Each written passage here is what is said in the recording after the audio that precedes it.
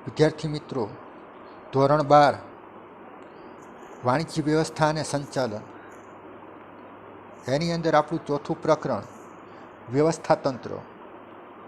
અત્યાર સુધીમાં આપણે રૈખિક વ્યવસ્થાતંત્ર અને કાર્યાનુસાર વ્યવસ્થાતંત્ર વિશે માહિતી મેળવી. હવે આપણે વૈદિક વ્યવસ્થાતંત્ર અને અવૈદિક વ્યવસ્થાતંત્ર વિશે માહિતી મેળવીશું. વૈદિક વ્યવસ્થાતંત્ર, ફોર્મલ ઓર્ગેનાઇઝેશન. પહેલાં આપણે જોઈએ અર્થ. એકમના સંચાલકો દ્વારા નિશ્ચિત ધ્યેયને સિદ્ધ કરવા માટે વ્યક્તિ અને કાર્ય વચ્ચેના સંબંધોનું જે વિધિસર રીતે માળખું સ્થપાય છે તેને વૈદિક વ્યવસ્થાતંત્ર કહે છે. વૈદિક વ્યવસ્થાતંત્ર એ કાયદેસરની વિધિથી તૈયાર થાય, કાયદેસર રીતે બધાને સત્તા અને જવાબદારીની સોંપણી થાય, તેને વૈદિક વ્યવસ્થાતંત્ર કહે છે. રૈખિક વ્યવસ્થાતંત્ર તેમજ કાર્યાનુસાર વ્યવસ્થાતંત્ર એ વૈદિક વ્યવસ્થાતંત્રના પ્રકારો છે. એટલે રૈખિક વ્યવસ્થાતંત્ર અને કાર્યાનુસાર વ્યવસ્થાતંત્ર છે એ વૈદિક વ્યવસ્થાતંત્રનો એક પ્રકાર જ છે. આ પ્રકારના વ્યવસ્થાતંત્રમાં કાર્યની જવાબદારી નિભાવવા જરૂરી સત્તા સોંપાય છે, જેમાં સત્તા સોંપણી અંગેની ઉપરી અને તાબેદારોની બાબતો સુસ્પષ્ટ હોય છે. મતલબ બધી બાબતો સ્પષ્ટ કરેલી હોય છે. વૈદિક વ્યવસ્થાતંત્રની લાક્ષણિકતાઓ.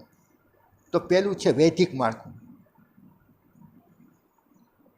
વૈદિક વ્યવસ્થાતંત્રનું માળખું છે વિધિસર રીતે તૈયાર કરવામાં આવે છે. નિશ્ચિત ધ્યેયને સિદ્ધ કરવા સંચાલકો સભાનતાપૂર્વક વૈદિક માળખાની રચના કરે છે. અપરિવર્તનશીલ. આ પ્રકારના વ્યવસ્થાતંત્રમાં કર્મચારીનું સ્થાન મોટે ભાગે અપરિવર્તનશીલ જોવા મળે છે. કર્મચારીનું સ્થાન એકવાર નિશ્ચિત કર્યા બાદ ભાગ્યે જ તેમાં ફેરફાર જોવા મળે.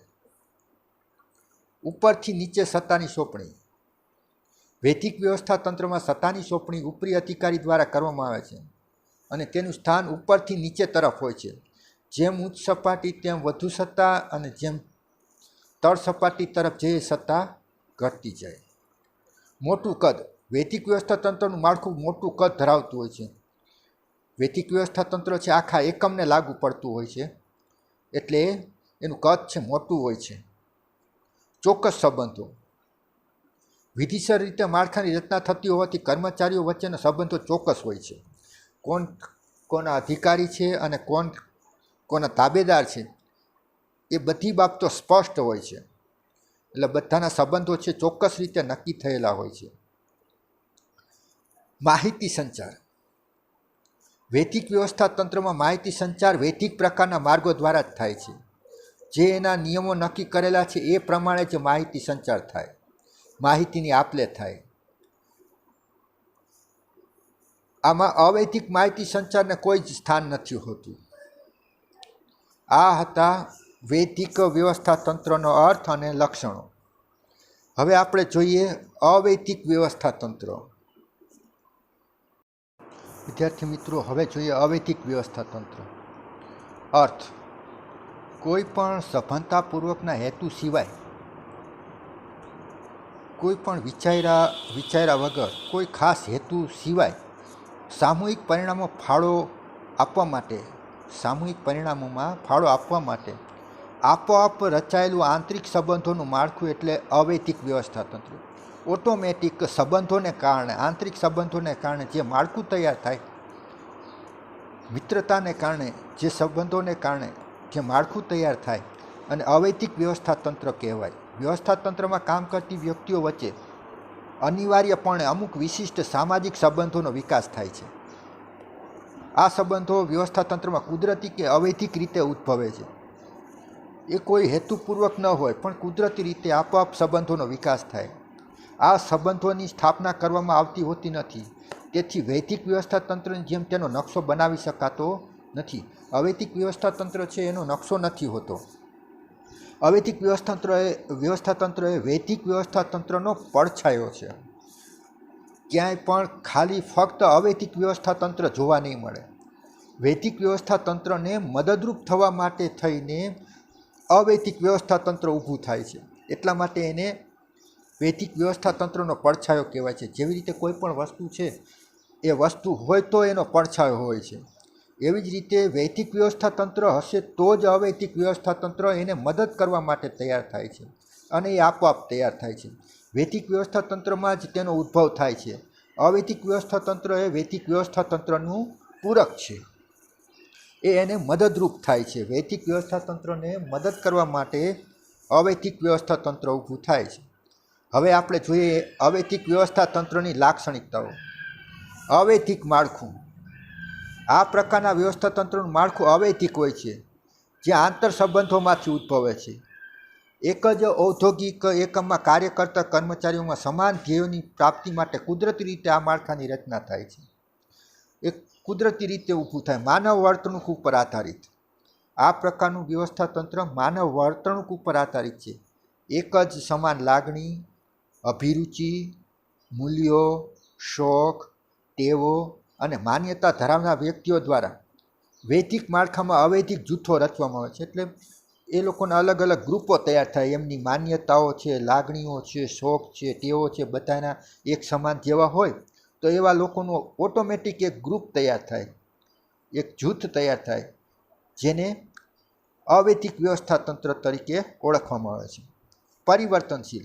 અવૈદિક વ્યવસ્થા તંત્રનું માળખું સંપૂર્ણ રીતે પરિવર્તનશીલ હોય છે. કર્મચારીઓ કોઈ પણ એક વિભાગમાંથી બીજા વિભાગમાં કાર્ય માટે ફેરબદલ થાય છે ત્યારે નવેસરથી માનવ સંબંધોમાં ફેરફાર થાય છે અને તેને કારણે અવૈદિક વ્યવસ્થા તંત્રમાં ફેરફાર થતા જોવા મળે છે. જ્યારે કર્મચારીની બદલી થાય તો ઓટોમેટિક એ બીજા કર્મચારીઓના સંપર્કમાં આવશે અને અહીંયા પોતાનું અલગથી સંબંધોને કારણે માળખું તૈયાર થાય છે. સાર્વત્રિક. અવૈદિક વ્યવસ્થા તંત્ર સાર્વત્રિક છે, જે માત્ર ઉદ્યોગોમાં જ નહીં પરંતુ સમાન હિતો અને મૂલ્યો ધરાવતી દરેક માનવી પ્રવૃત્તિઓમાં અવૈદિક વ્યવસ્થા તંત્રની હાજરી જોવા મળે છે. મતલબ જેમના હેતુઓ સમાન હોય, જેમના મૂલ્યો સમાન છે, એવા દરેક જૂથોમાં અવૈદિક વ્યવસ્થા તંત્ર આપણને જોવા મળે છે. અવૈદિક માહિતી સંચાર. આવા વ્યવસ્થા તંત્રમાં અવૈદિક વ્યવસ્થા તંત્રમાં કર્મચારીઓ વચ્ચે માહિતી સંચાર અવૈદિક રીતે થાય છે. મોટે ભાગે તે મૌખિક સ્વરૂપમાં હોય છે. એની કોઈ વિધિ નથી હોતી માહિતી સંચારની, એના કોઈ ચેનલ નથી હોતી કે કોઈ વિધિસર રીતે એમાં માહિતી સંચાર નથી થતો. તેથી તેમાં હકીકતો કરતાં અભિપ્રાયોનું પ્રમાણ હોવાની શક્યતા વધી જાય છે. અવૈદિક વ્યવસ્થા તંત્ર માહિતી સંચાર અત્યંત ઝડપી હોય છે, કારણ કે એમાં કોઈ વિધિને અનુસરવાની ન હોવાથી, અવૈદિક રીતે માહિતી સંચાર થતો હોવાથી ઝડપથી થાય છે. નાનું કદ. મોટે ભાગે અવૈદિક વ્યવસ્થા તંત્રનું કદ અમુક જૂથો પૂરતું મર્યાદિત હોય છે. એ આખા એકમને લાગુ પાડી શકાતું નથી, કારણ કે તે વ્યક્તિગત સંબંધો ઉપર આધાર રાખે છે. વળી તે સભ્યો વચ્ચેની આંતર પ્રક્રિયાનું પરિણામ છે. જે સંખ્યામાં ઘણા વધુ જૂથો હોય છે પરંતુ કદમાં ઘણા નાના પ્રકારનું વ્યવસ્થા તંત્ર હોય છે. અંકુશનો અભાવ. અવૈદિક વ્યવસ્થા તંત્રમાં કર્મચારીની પ્રવૃત્તિઓ ઉપર વિધિવત રીતે કોઈ અંકુશ રાખી શકાતો નથી, કારણ કે આ સ્વૈચ્છિક રીતે માળખું ઊભું થતું હોય છે. સંબંધોને આધારે માળખું ઊભું થાય છે, એટલે એની અંદર કોઈ અંકુશ હોતો નથી. વ્યક્તિ સ્વેચ્છાએ પોતાનું તથા કર્મચારીનું કાર્ય કરતા હોય છે. વૈદિક વ્યવસ્થા તંત્રને પૂરક. અવૈદિક વ્યવસ્થા તંત્ર એ વૈદિક વ્યવસ્થા તંત્રમાં જ ઉદ્ભવ પામતું હોવાથી કહી શકાય કે તે વૈદિક વ્યવસ્થા તંત્રનું પૂરક છે. તે વૈદિક વ્યવસ્થા તંત્રને મદદરૂપ થવા માટે થઈને જ અવૈદિક વ્યવસ્થા તંત્ર ઊભું થતું હોય છે અને એ આપોઆપ ઊભું થતું હોય છે.